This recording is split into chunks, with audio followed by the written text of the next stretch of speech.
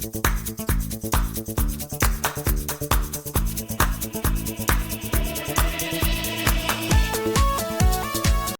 Hello friends, நான் உங்க SKA பேசுறேன். இந்தியாவில் மிடில் கிளாஸ் மக்களின் மொத்த பாப்புலேஷன் சுமார் 600 மில்லியன், 60 கோடி. இவர்களின் ஆண்டு வருமானம் 5 லட்சம் முதல் 10 லட்சம் வரை இருக்கும். ஒரு சில பேருக்கு 20 லட்சம் 30 லட்சம் என சம்பாதிக்கிறார்கள். ஆனால் இந்த வருமானத்தில் 30% இருந்து 40% வரை டாக்ஸ் மற்றும் மற்ற சார்ஜஸுக்காக இவர்களுக்கு செலவாகிறது.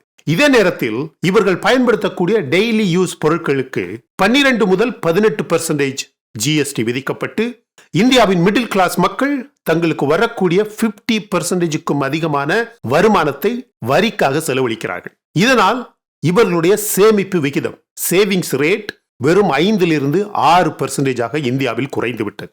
ஒவ்வொருவரும் இந்தியாவில் இருக்கக்கூடிய ஒவ்வொரு குடிமகனும் 2.5 அல்லது 3 லட்சத்துக்கு மேல் சம்பாதித்தால் டாக்ஸ் கட்ட வேண்டிய கட்டாயம். 5 லட்சம் முதல் 10 லட்சம் சம்பாதித்தால் 20% டாக்ஸ், 10 லட்சத்திற்கு மேல் சம்பாதித்தால் 30% டாக்ஸ் கட்ட வேண்டிய கட்டாய நிலை உள்ளது. உலகளாவிய அளவில் பரபரப்பை ஏற்படுத்திய பாண்டோரா பேப்பர்ஸ் உங்க எல்லாருக்குமே ஞாபகம் இருக்கும். இந்த பாண்டோரா பேப்பர்ஸ் வெறும் லீக்ஸ் மட்டும் கிடையாது. இது இப்ப நம்ம மொத்த இந்தியன் டாக்ஸ் சிஸ்டம், முக்கியமாக இந்தியாவின் மிடில் கிளாஸ் மக்களை எப்படி பாதிக்குது, கொடுமையாக பாதிச்சிருக்கு அப்படிங்கிறத படம் போட்டு காட்டுது.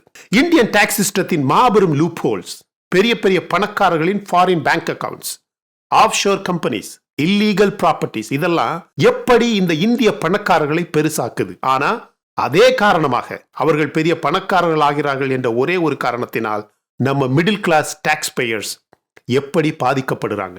நம்ம அதிகமான பேர் ஏன் இன்னும் கூட ஏழைகளாகவே இருக்கோம்னு விவரமாக நான் உங்களுக்கு சொல்ல போறேன். மொத்த பண மாஃபியா, மணி மாஃபியா, முக்கியமாக இந்தியாவின் டாக்ஸ் மாஃபியாவை நம்ம எக்ஸ்போஸ் பண்ண போறோம். இந்தியாவின் டாக்ஸ் சிஸ்டம் எப்படி நடுத்தர வர்க்கத்தை கடித்து தின்கிறது என்பதை பற்றி பேசுவது ஒரு சாதாரண வீடியோ கிடையாது.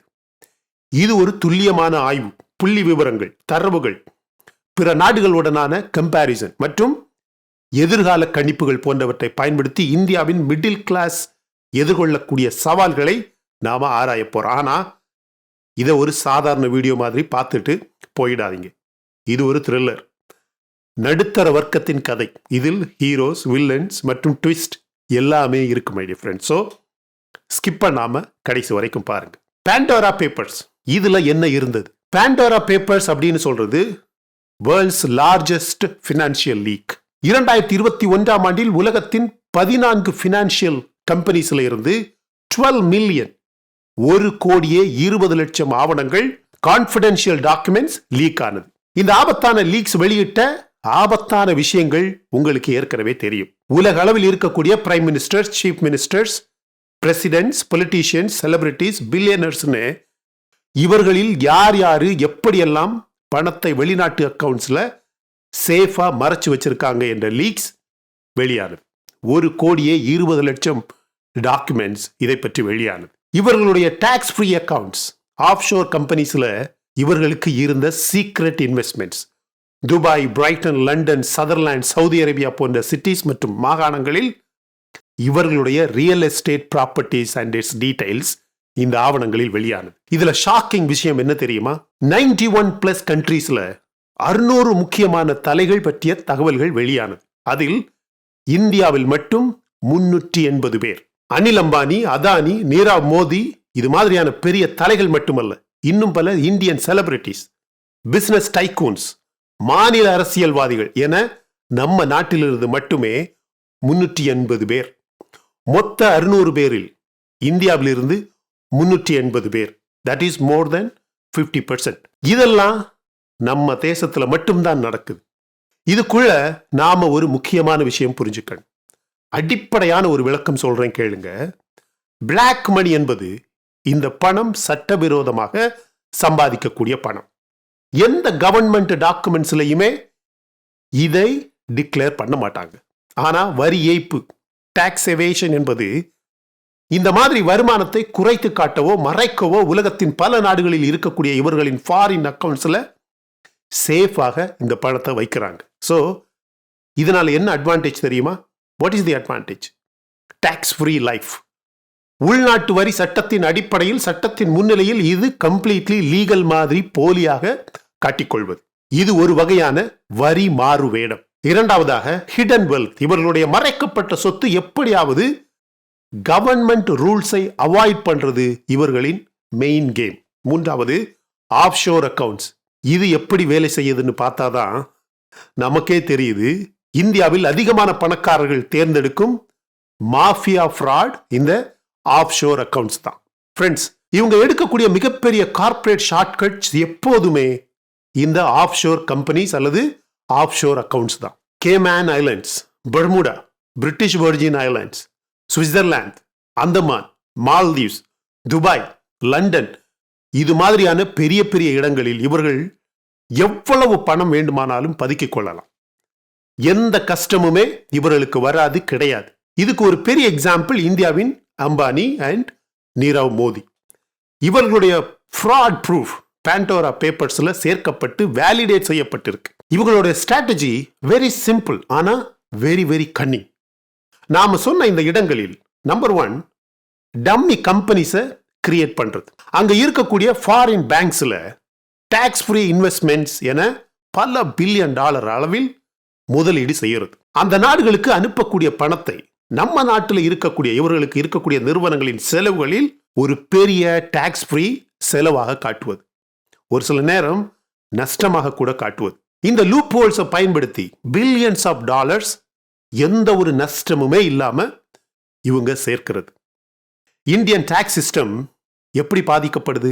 இந்தியாவின் டாக்ஸ் அமைப்புக்கு இதில் என்ன பங்கு அப்படிங்கிற கேள்வி வரும். நம்ம நாட்டில் இருக்கக்கூடிய பிகஸ்ட் ஃப்ளா, மிகப்பெரிய சிக்கல் என்ன தெரியுமா?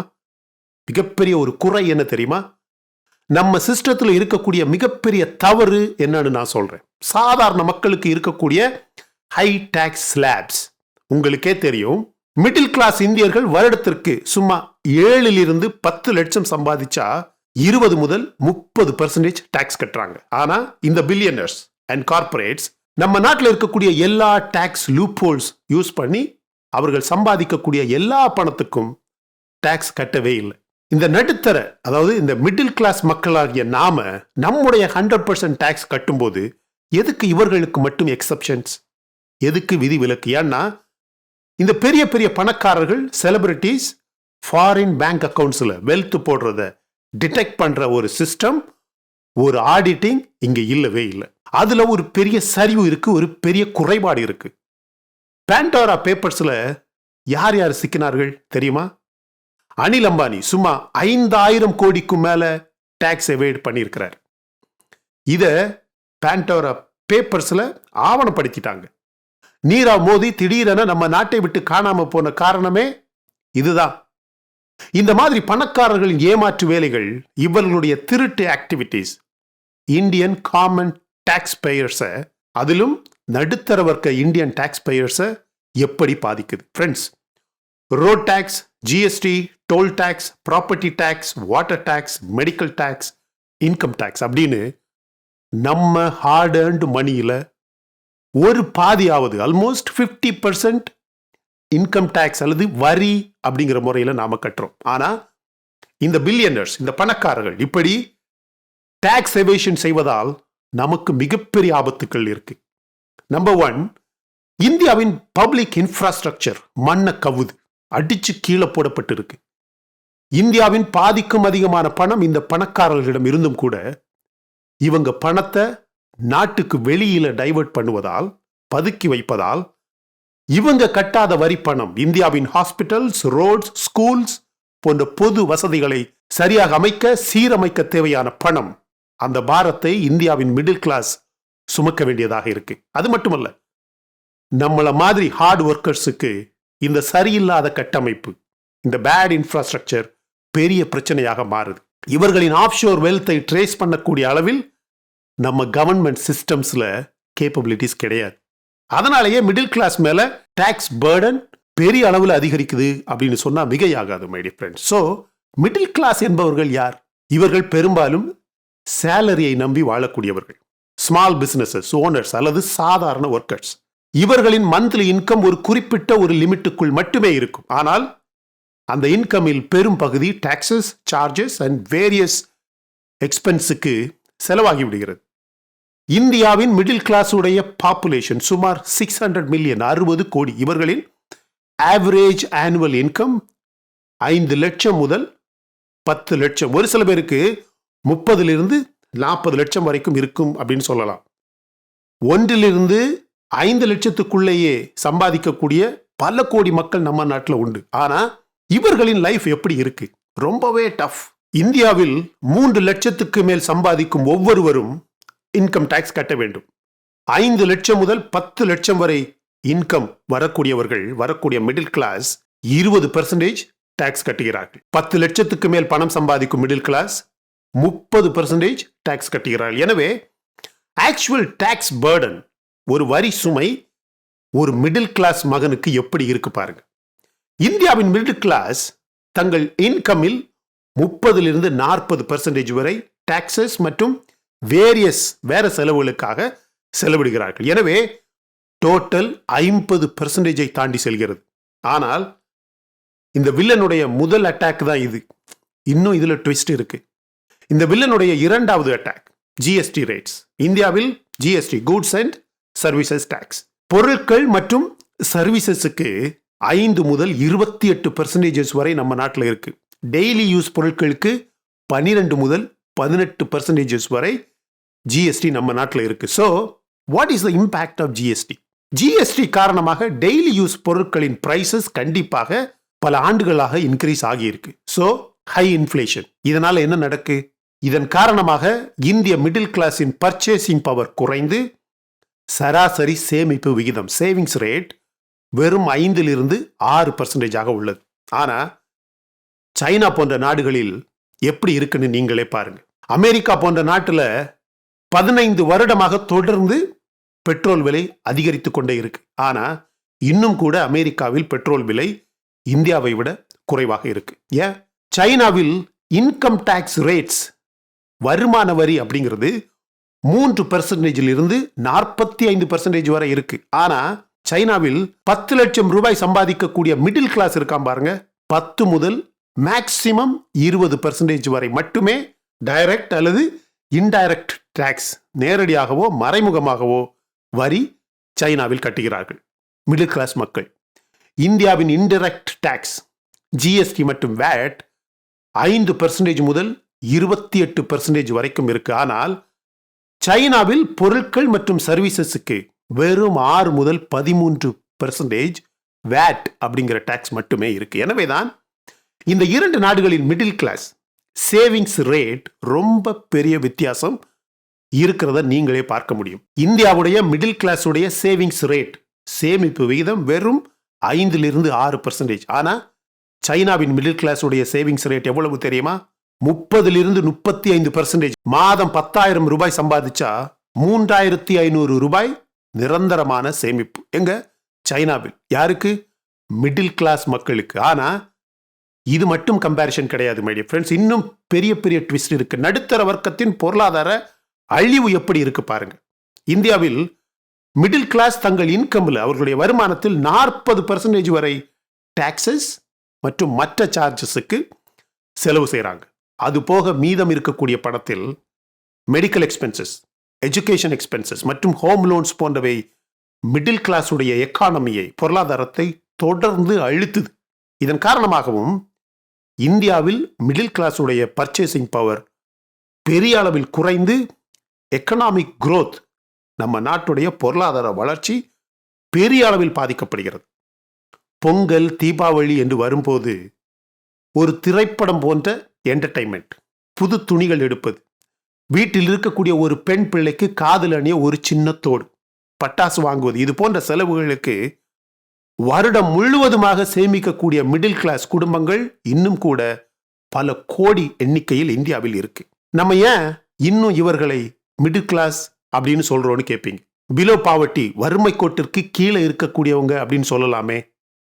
இந்த tax, GST, VAT, road toll tax, income tax அப்படின்னு எல்லாம் போன பிறகும் கூட மீதி இருக்கக்கூடிய கொஞ்சோண்டு பணத்தை வச்சு ராஜா மாதிரி வாழ்வோம். That's why he is still called middle class but not referred as below poverty level.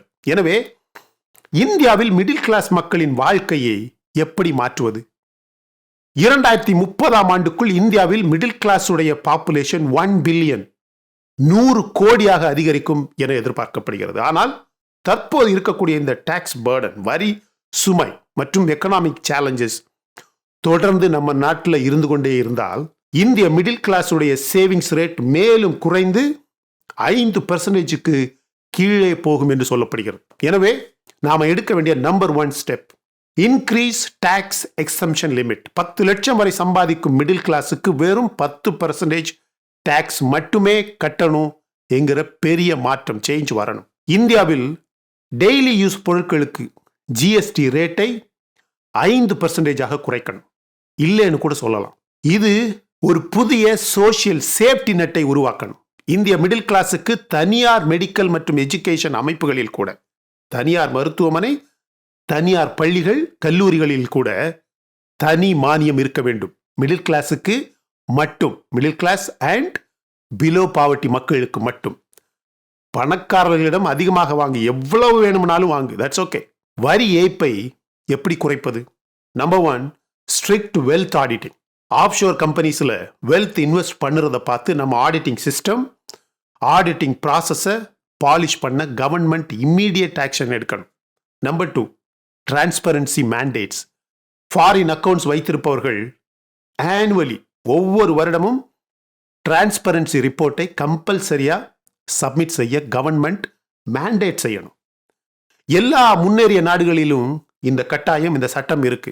Severe penalties, tax எவேஷனுக்கு மிரட்டல் லெவல் ஃபைன் இம்போஸ் பண்ண கவர்மெண்ட் போல்டு ரிஃபார்ம்ஸ் கொண்டு வரணும், சட்டம் கொண்டு வரணும்.